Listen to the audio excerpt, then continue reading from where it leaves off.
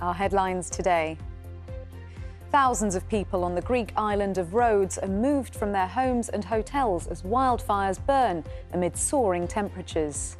The air was just unbreathable. It had turned bright orange and black above our heads from the hotel, so we were evacuated immediately.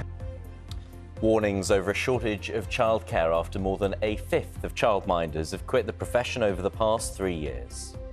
And good morning. England face two opponents today as they attempt to keep the Ashes alive. The rain is back for the final day of the must-win test at Old Trafford. And in the time available yesterday, Australia only lost 1 wicket. Let's take a look at today's papers. The Sunday Times reports that London Mayor Sadiq Khan is having to review his policy on expanding taxes for polluting vehicles after Labour leader Sir Keir Starmer intervened. The paper says Sir Keir blames the ULEZ scheme for the party's failure to win Boris Johnson's old seat of Uxbridge and South Ruislip in the recent by-election. The Sunday Express says Rishi Sunak will push through new laws to protect freedom of speech for bank customers. The headline, "I'll shut woke banks," references a recent row about Nigel Farage's Coutts bank account, which the ex-UKIP leader said had been closed due to his political views. The bank has since apologised. Finally, the Daily Star urges us to break out our raincoats in preparation for 50-mile-per-hour storms this summer. The paper describes it as a glummer holiday. Well, we need to ask Louise about that, don't we? I think, it might upset Louise more if we keep dwelling on the grey, rainy weather. That's true. Let's give her a break from that. Let's put a splash of pink into the world, shall we? Have a look at this photo. Seems that no one is immune to the Barbenheimer phenomenon. And that is, of course, the Barbie movie and the Oppenheimer movie, both being out at the same time. Doing both in the same weekend, yes. Seeing both one after the other. Prime Minister Rishi Sunak has posted a photo of his family at the cinema on Twitter. They were planning to watch Barbie and Oppenheimer on the same day. But in which order? The key question, the family vote was only ever going one way, says the tweet.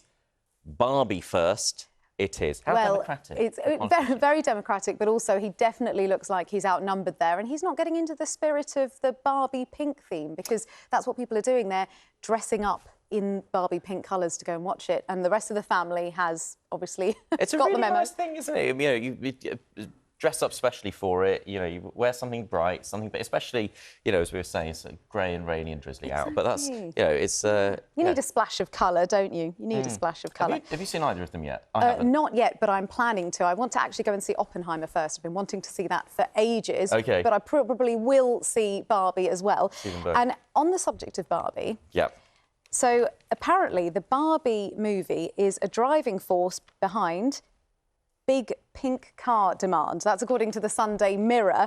So apparently sales of pink cars are looking healthy because the number of searches for vehicle cars in that colour have more than doubled in the past month. What do you reckon, Ben? It's interesting the number of searches have doubled, not necessarily the number of purchases. I mean, I can't remember the last time I saw a pink car on the road. You're right, actually, but maybe that's going to change. Maybe people are scouting it out, saving up for it, because, yeah, it says here a lot of people have searched for Barbie's iconic Chevy Corvette 12,000 times. That's up 120% on last year. So, yeah. There's another one actually related to that. If you're not in a pink car, you may be trying to avoid one as you cross the road. Well, you have a little longer to do so now. Apparently, the amount of time that we're given to cross the road at a pedestrian crossing is being increased by 20%. It sounds significant, but it equates to just over a second more to cross the average road. Ooh. The green sign for pedestrians is going to stay on longer, saying because we are now slower at walking, because the population has got older and heavier, it's taking longer to cross the road, so they're allowing longer on average. Oh, that is such a passive-aggressive dig, isn't it? I mean, I know that it's for good reasons, but, I mean, that's quite a snarky reason to increase the number of the amount of seconds we've got. I mean, my first thought was it depends on the width of the road, doesn't it? But this is they say this is for the average 1 lane in each direction, giving people just a bit longer, so it doesn't put people off people who are perhaps a bit slower at crossing the road, that they may not feel comfortable going out, leaving their home. Especially people who are older, people who've got mobility issues. And it is quite stressful seeing the green man flash. Oh, it's pressure. Because then you've got to run to the end. It really is. Yes. Anyway. I approve that message.